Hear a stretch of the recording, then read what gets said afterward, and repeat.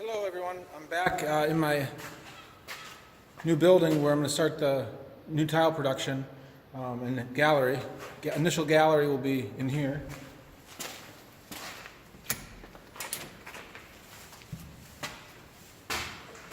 This is an old kind of a central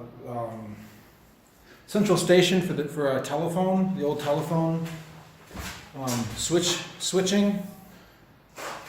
And this plant, this factory actually had like one of the first fiber optic telephone networks, I guess you'd call it, in the country.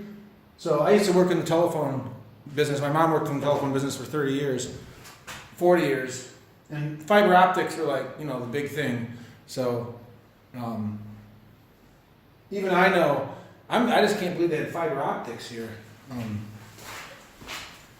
Just to connecting all the different buildings. So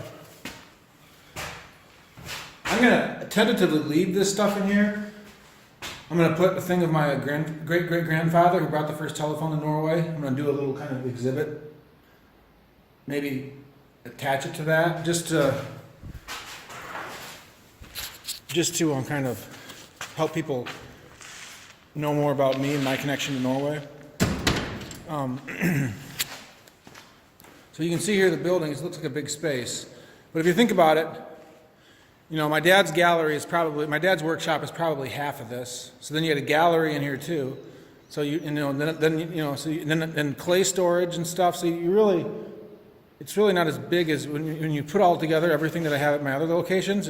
This is not as big as it looks. I mean, the ceilings are huge, but it's big. Yeah, it's big. So, I've been thinking about it here. In this corner, there's going to be all the utilities come in right there. So right here, there's going to be the electrical kind of network circuit board with all the, the breaker box and everything. And then there's going to be a little bathroom kind of a thing here, toilet, the sink, and then I'm going to have a big tub that I can put 5-gallon buckets in and fill up. And my plan is to make a stone wall here and have a stone wall around all that. So it's all enclosed. So then I got to decide what to do because the best lighting is here at the natural lighting and over there. And then here too, but that's not going to be really a spot to do anything. So what I'm thinking I'm going to do here is I'm going to have the glaze mixing here go on here.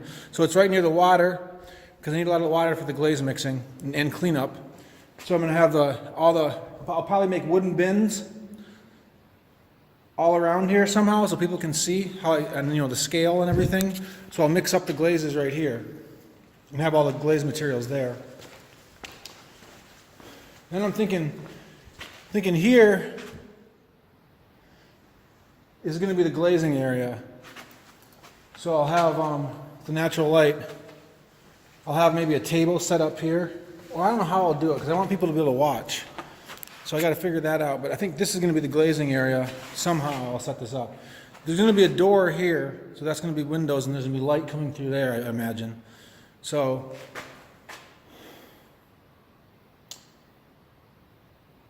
we'll see how I set this up. If it's just me, then I can do some kind of a display table here, and then I can walk back in there. So, like I said, then there's going to be a door here.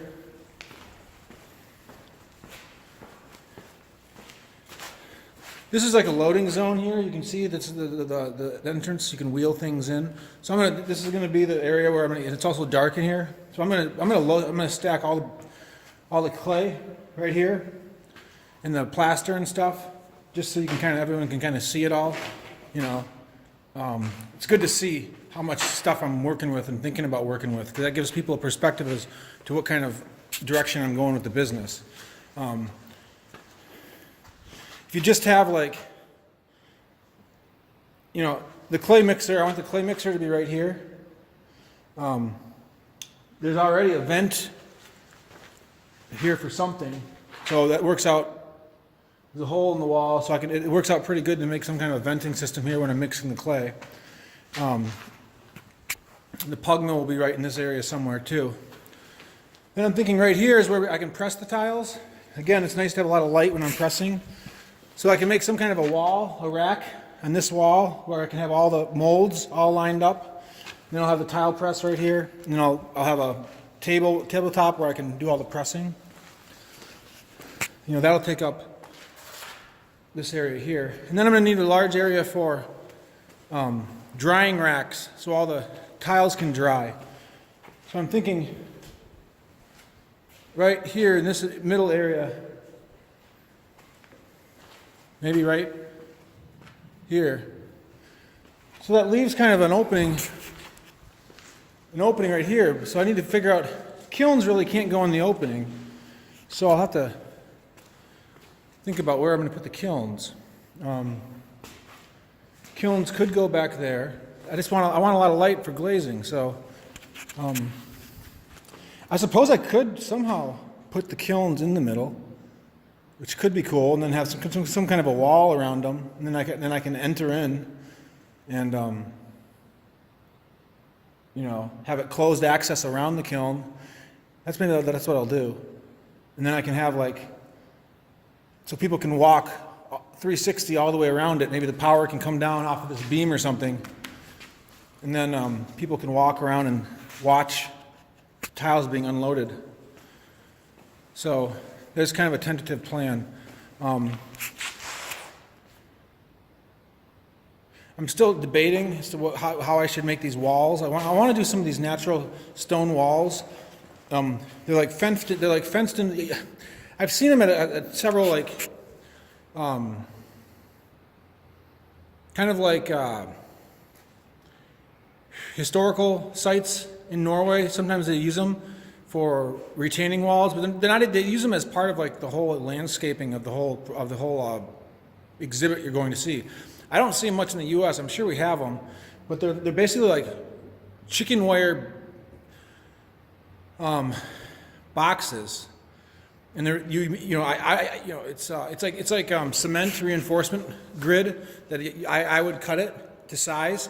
And then you make it into a box by wiring it together, and then you put stones inside of it, and then you can put something on top of it, almost like a tabletop. So I think it'd be cool to get some of the natural stones from the area here into those, because it'll give it kind of that natural feel. And then also, it's a way of not being very invasive to the building, because they can just sit right on the floor. And then if for any reason we ever want to move them, or if something else moves in here or something, they can just take them out, and then there's no damage done to the floor or anything like that.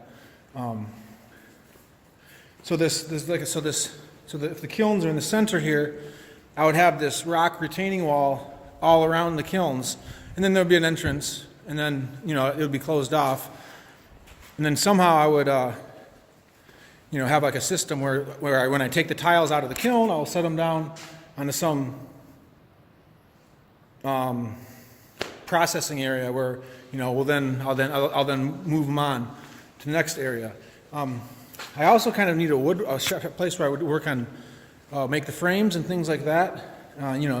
Tools, grinder, tiles need to be ground down, the bottoms of them sometimes. So I'll have to figure out an area where I can set up some saws. Might be able to do that in the back room over here. But there's another room on the outside over here. I could do it in there, because saws are kind of dangerous. So, but this room here, can't really see it because it's so dark. I'll have to get a light in here. I'll show you guys that room later. That was where they used to have some kind of battery for the whole area, whole plant. So that's where I'm planning on glazing during the winter this year, so I can consolidate the heat. So I don't have to pay for as much heating to heat the whole building. But there's this room right here.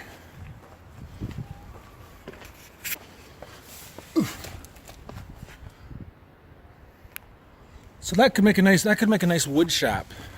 So I can make the frames in there maybe. Maybe that's what I'll do. So I'm kind of at a place here where I can't do anything down here anymore until I get the water and everything else hooked up, because I got to spray everything down. And I don't know yet exactly how that's going to work there. So I don't know how much space they're going to use for the little bathroom and the. So, I suppose I got to figure out what to do next. So that's what I'm going to be doing. Stay tuned.